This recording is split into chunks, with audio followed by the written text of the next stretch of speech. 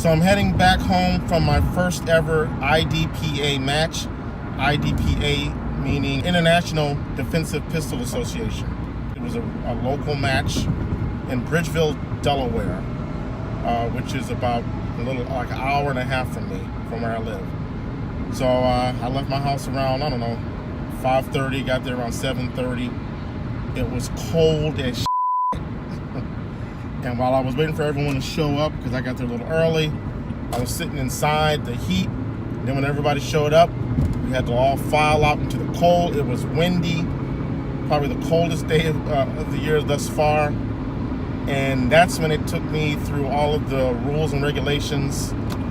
This one guy, he took me through, he was kind of like the marshal, if you will, or the guy in charge. He took me through 45 minutes of regulations that you are required to go through, that I was required to go through as a first-time shooter. But I appreciated all of the time he took. There was a lot of things to remember, and if you're looking to do this, you're never going to remember all of them. But you just got to go with your instincts and just be safe. The most important thing, well, two most important things he told me, and I couldn't agree more, is to be safe and have fun. I didn't worry about time. I worried about accuracy a little bit, but I didn't worry about how fast I was going. It was just about putting shots on target the best I could. I got one PE, which I can't remember what that stands for, but it's where you get points knocked off for doing something wrong. And that was because on one of the courses, there were 5 stages or 5 courses. And I think it was it was the first course. You're supposed to put 2 shots on each target. And in between that, you have to reload. And when I reloaded in the middle of shooting, I had to reload. And I had put 1 shot on the target. I reloaded, and then I moved on to the next target without putting that second shot on that previous target. So that gave me a PE. What I'm happy about is I did not suffer from a DQ, which is a dequalifier, where you do something so flagrant that you are disqualified from further competition for that day. That would be like shooting behind you, in other words, not keeping the gun down range, or dropping your gun, or something that's really bad, which I did not do. Are you ready? This is the 3rd stage, which was pretty challenging up until the 5th stage.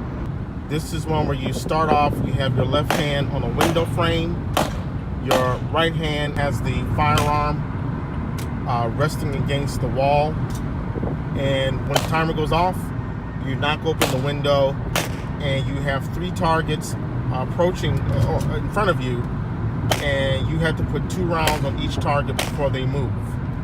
So as you open the window, they will move, and you have to put 2 rounds down 0 on them. Down 0 meaning center mass. So I started, but the range officer called for stop. And when he calls stop, that means you do not move. You take your finger off the trigger. The reason that happens is because the targets did not move as they was. But the first one did, but the last 2 did not. And because of that, they had me stop. And then we had to restart it.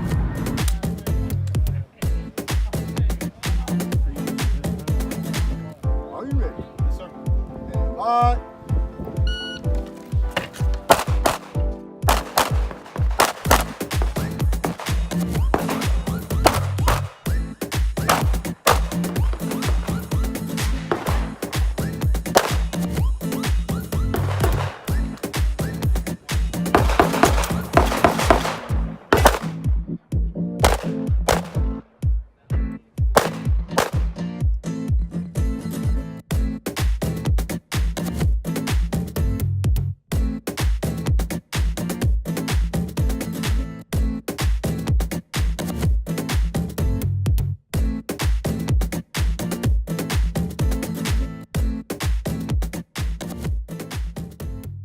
Last stage was, man, there weren't really any obstacles, but it was set up where I thought I could shoot with my left hand single-handed, because I've been training that, and I learned quickly, given that on one of the targets I didn't even hit the target, but it was probably like 20 yards away, 15 yards away.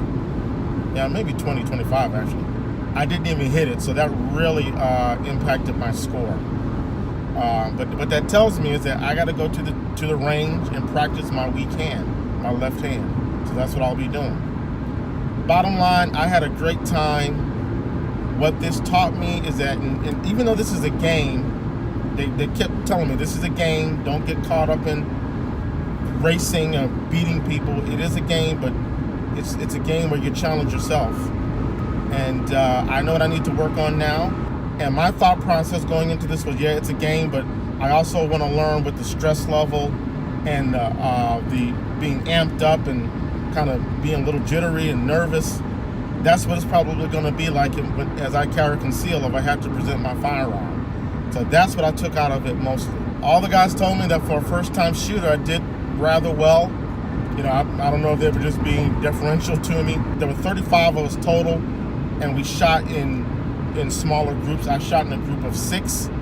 I shot stock service pistol, meaning that my pistol did not have any modification. Some of these guys modified their pistols where the triggers have a lot lighter trigger pull, or they have easier slides or whatever. My pistol that I shot, it was not modified. It was just like I bought it at the store. So that's SSP class, stock service pistol. So I came in second in that division, in that class. Now, I could just let you think, wow, that's pretty good, but there was only 2 of us in that division, so okay. I'm not gonna front on you.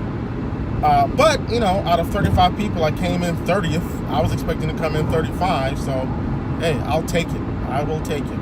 But I definitely will be doing it again. And boy, it was a rush, and I'm just glad I got through it. I might not do it again until it gets warm outside, but honestly, let me take that back. Once I started shooting and went through all 5 courses, I didn't even feel the cold. I mean, I was thinking I was gonna have to use my gloves, which I've never shot with my gloves before. Didn't need to. So yeah, I got a lot of good tips from the guys, and they gave me recommendations on different types of gear I might want to consider, so I'll look into that. But yeah, it was a blast. It was a blast. I highly recommend it. If you want to test your skills or give yourself a challenge and get off of shooting on a static range or a flat range, an indoor range, I highly recommend. There you have it. Talk to you soon.